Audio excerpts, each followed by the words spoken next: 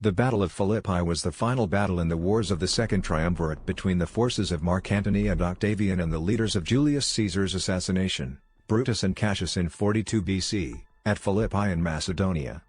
The Second Triumvirate declared the civil war ostensibly to avenge Julius Caesar's assassination in 44 BC, but the underlying cause was a long-brewing conflict between the so-called Optimates and the so-called Populares. After the assassination of Caesar, the two main conspirators, Brutus and Cassius, also known as the liberators and leaders of the Republicans, had left Italy. They took control of all the eastern provinces from Greece to Syria and of the allied eastern kingdoms. In Rome, the three main Caesarian leaders, Antony, Octavian and Lepidus, who controlled almost all the Roman army in the west, had crushed the opposition of the Senate and established the Second Triumvirate. One of their first tasks was to destroy the liberators' forces, not only to get full control of the Roman world, but also to avenge Caesar's death. The triumvirs decided that Lepidus would remain in Italy, while the two main partners of the triumvirate, Antony and Octavian, moved to northern Greece with their best troops, a total of 28 legions. They were able to ferry their army across the Adriatic and set out a scouting force of 8 legions, commanded by Norbanus and Saxa, along the Via Egnatia, with the aim of searching for the liberators' army. Norbanus and Saxa passed the town of Philippi in eastern Macedonia and took a strong defensive position at a narrow mountain pass. Antony was following, while Octavian was delayed at Dyrrhachium because of his ill health. Although Antony and Octavian had been able to cross the sea with their main force, further communications with Italy were made difficult by the arrival of the Republican Admiral Gnaeus Domitius Ahenobarbus, with a large fleet of 130 ships.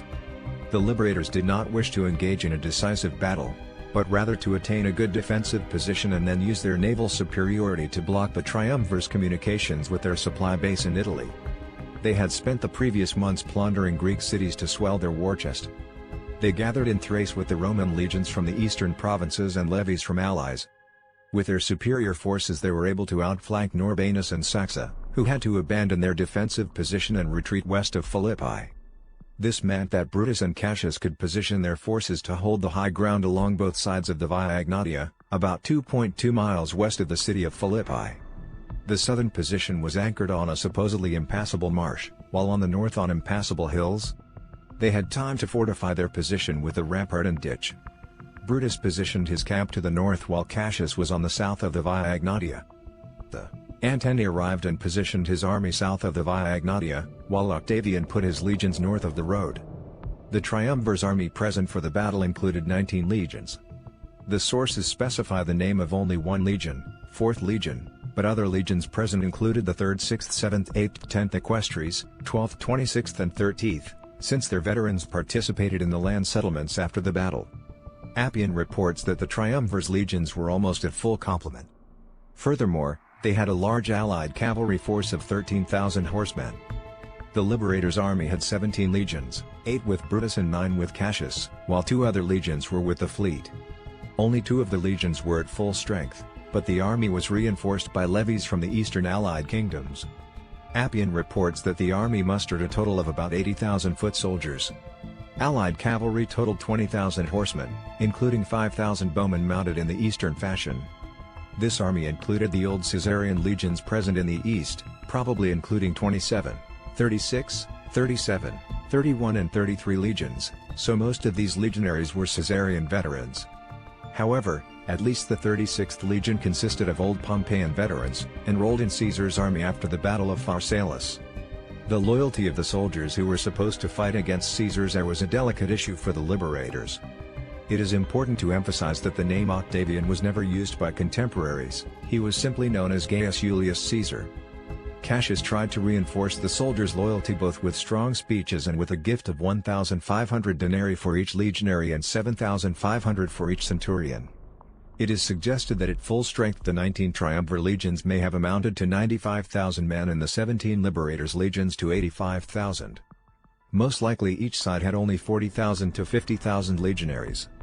Although ancient sources do not report the total numbers of men of the two armies, it seems that they had a similar strength.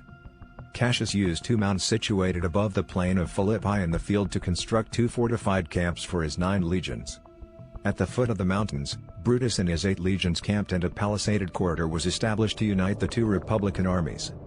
Additional protection from the Gangites River was obtained by both camps. However, the two camps were a substantial 2.7 kilometers apart, which meant that the two armies could not easily provide mutual support. Antony therefore concentrated on Cassius' camp and assembled his army of 10 legions in a well-fortified camp a mere 1.5 kilometers from the enemy, with typical bravado. 10 days later, Octavian arrived with an army of 9 legions. The Republicans, however, had all the benefits of a stronger supply line and an elevated position, so the time was on their side. The initiative will have to be taken by the triumvirs. Of the now well-established military units, the legions were the two Roman armies which clashed at Philippi. There were 4,800 men in a legion, broken down into 10 cohorts and 60 years. A legate commanded each legion, who was supported by tribunes of the military. A centurion and a sergeant led each century from the front while the rear was marshaled by a noctio. An ordinary legionnaire was armed with a short gladius sword, a pilum spear or javelin, a pugio dagger, and had a defensive scutum shield, mail armor, and helmet. There was a force of 300 cavalry and slingers, archers and other light-armed auxiliaries complementing each legion. As the campaign lasted for months, it is unlikely that either side could have sustained the logistics to keep so many men, horses and baggage animals fed if both sides had had 100,000 or so troops. Antony offered battle several times, but the liberators were not lured into leaving their defensive position. Antony tried to secretly outflank the liberators' position through the marshes in the south. With great effort he was able to cut a passage through the marshes, throwing up a causeway over them. This maneuver was finally noticed by Cassius, who countered by moving part of his army south into the marshes and constructing a transverse wall in a bid to cut off Antony's outstretched right wing. This brought about a general battle on 3 October 42 BC. First battle started, and Antony ordered a charge against Cassius, aiming at the fortifications between Cassius's camp and the marshes. At the same time, Brutus's soldiers, provoked by the triumvir's army, rushed against Octavian's army, without waiting for the order of attack, which was to be given with the watchword liberty.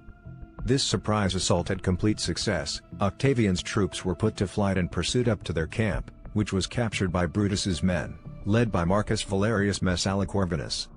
3 of Octavian's legions had their standards taken, a clear sign of a rout. Octavian was not found in his tent, his couch was pierced and cut to pieces. Most ancient historians say that he had been warned in a dream to beware of that day, as he wrote in his memoirs. However, on the other side of the Via Egnatia, Antony was able to storm Cassius' fortifications, demolishing the palisade and filling up the ditch. Then he easily took Cassius's camp, which was defended by only a few men. It seems that part of Cassius's army had advanced south. When these men tried to come back they were easily repulsed by Antony. Apparently the battle had ended in a draw. Cassius had lost 8,000 men, while Octavian had about 16,000 casualties. The battlefield was very large and clouds of dust made it impossible to make a clear assessment of the outcome of the battle, so both wings were ignorant of each other's fate. Cassius moved to the top of a hill, but could not see what was happening on Brutus's side. Believing that he had suffered a crushing defeat he ordered his freedman Pindarus to kill him. Brutus mourned over Cassius's body, calling him the last of the Romans. He avoided a public funeral, fearing its negative effects on the army morale. Premature looting and gathering of treasure by Brutus's advancing forces allowed Octavian's troops to reform their line. On the same day as the first battle, the Republican fleet was able to intercept and destroy the triumvir's reinforcements of 2 legions and other troops and supplies led by Gnaeus Domitius Calvinus. The strategic position of Antony and Octavian became perilous, since the already depleted regions of Macedonia and Thessaly were unable to supply their army for long, while Brutus could easily receive supplies from the sea. The triumvirs had to send a legion south to Achaia to collect more supplies. The morale of the troops was boosted by the promise of a further 5,000 denarii for each soldier and 25,000 for each centurion. On the other side, the liberators' army was left without its best strategic mind. Brutus had less military experience than Cassius and, even worse, he could not command the same respect from his allies and his soldiers, although after the battle he offered another gift of 1,000 denarii for each soldier. In the next 3 weeks, Antony was able to slowly advance his forces south of Brutus's army, fortifying a hill close to Cassius's former camp, which had been left unguarded by Brutus. To avoid being outflanked, Brutus was compelled to extend his line to the south and then the east, parallel to the Via Egnatia, building several fortified posts. While still holding the high ground, he wanted to keep to the original plan of avoiding an open engagement and waiting for his naval superiority to wear out the enemy. The traditional understanding is that Brutus, against his better judgment, subsequently abandoned this strategy because his officers and soldiers were tired of the delaying tactics and demanded he offer another open battle. Brutus and his officers may have feared that their soldiers would desert to the enemy if they appeared to have lost the initiative. Plutarch also reports that Brutus had not received news of Domitius' Calvinist defeat in the Ionian Sea. When some of the eastern allies and mercenaries started deserting, Brutus was forced to attack on the afternoon of October 23. As he said, "I seem to carry on war like Pompey the Great, not so much commanding as commanded." However, the reality is that Brutus had no option but to fight, because his entire position was now in danger of being isolated and rendered untenable.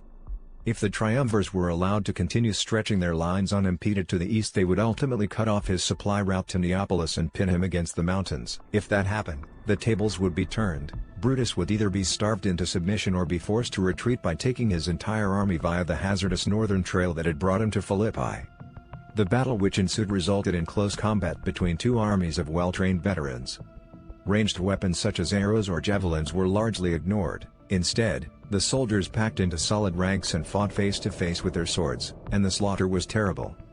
According to Cassius Dio, the two sides had little need for missile weapons, for they did not resort to the usual maneuvers and tactics of battles but immediately advanced to close combat, seeking to break each other's ranks. In the account of Plutarch, Brutus had the better of the fight at the western end of his line and pressed hard on the triumvirs' left wing, which gave way and retreated, being harassed by the Republican cavalry, which sought to exploit the advantage when it saw the enemy in disorder. But the eastern flank of Brutus's line had inferior numbers because it had been extended to avoid being outflanked. This meant Brutus's legions had been drawn out too thin in the center, and were so weak here they could not withstand the triumvirs' initial charge. Having broken through, the triumvirs swung to their left to take Brutus in his flank and rear. Appian speaks of the triumvirs' legions having pushed back the enemy's line as though they were turning round a very heavy machine. Brutus's legions were driven back step by step, slowly at first, but as their ranks crumbled under the pressure they began to give ground more rapidly. The second and third reserve lines in the rear failed to keep pace with the retreat and all three lines became entangled. Octavian's soldiers were able to capture the gates of Brutus's camp before the routing army could reach this defensive position. Brutus's army could not reform, which made the triumvirs' victory complete. Brutus was able to retreat into the nearby hills with the equivalent of only 4 legions. Seeing that surrender and capture were inevitable, Brutus committed suicide. The total casualties for the Second Battle of Philippi were not reported, but the close quarters fighting likely resulted in heavy losses for both sides. Plutarch reports that Antony covered Brutus's body with a purple garment as a sign of respect. Although they had not been close friends, he remembered that Brutus had stipulated, as a condition for his joining the plot to assassinate Caesar, that the life of Antony be spared. Many other young Roman aristocrats lost their lives in the battle or committed suicide after the defeat, including the son of great orator Hortensius, and Marcus Porcius Cato, the son of Cato the Younger, and Marcus Livius Drusus Claudianus, the father of Livia, who became Octavian's wife. Some of the nobles who were able to escape negotiated their surrender to Antony and entered his service. Among them were Lucius Calpurnius Bibulus and Marcus Valerius Messala Corvinus. Apparently the nobles did not want to deal with the young and merciless Octavian. The remains of the liberator's army were rounded up, and roughly 14,000 men were enrolled into the triumvir's army. Old veterans were discharged back to Italy, but some of the veterans remained in the town of Philippi, which became a Roman colony, Colonia Victrix Philippensium. Antony remained in the east, while Octavian returned to Italy, with the difficult task of finding enough land on which to settle a large number of veterans. Although Sextus Pompey was controlling Sicily and Domitius Ahenobarbus still commanded the Republican fleet, the Republican resistance had been definitively crushed at Philippi. The Battle of Philippi marked the highest point of Antony's career. At that time he was the most famous Roman general and the senior partner of the Second Triumvirate.